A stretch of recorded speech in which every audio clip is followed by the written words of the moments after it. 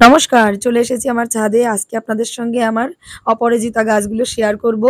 দেখেন কত সুন্দর আমার অপরাজিতা গাছগুলো। একটু কাছে এসে দেখেন কত ফুল এসেছে আর কুঁড়িতে একদম ভর্তি গাছে।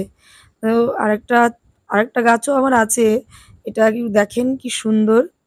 আরেকটা দেখেন, এদিকে আসেন। দেখেন আমার একটা সাদা গাছ।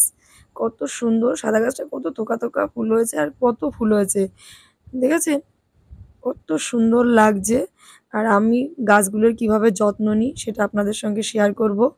আপনারাও এইভাবে যত্ন নেন। দেখেন গাছের সুন্দর ফুল হবে। আর দেখছেন আপনিও এইভাবেই ছাদে ফুল পেতে পারেন, এরকম গাছও পেতে পারেন মাটির মতন। মাটির মতন কি সুন্দর ঝাঁকড়ালো গাছ, দেখেছেন? গাছের গোড়াটা ১ম এই ২-৩ মাস অন্তর একটু, একটু খুঁচিয়ে এতে কি দেবেন বলেন তো? গোবরের সার, ভার্মি কম্পোস্ট আর শিংগুঁড়ো, হাড় গুঁড়ো, একটু নিমখোল দিয়ে বেশ মিশিয়ে দেবেন মাটিটার সঙ্গে। যাতে এই জলটা গাছের পুষ্টিটা ভালো হয়, পুষ্টিটা পায়। আর এতে একটা বোতল দিয়ে রাখি সবজির খোলার জন্য। আর এতে আমি অল্টারনেট করে চাল ধোয়া জলটা আর এই সবজির খোলার রসটা দিয়ে দিই।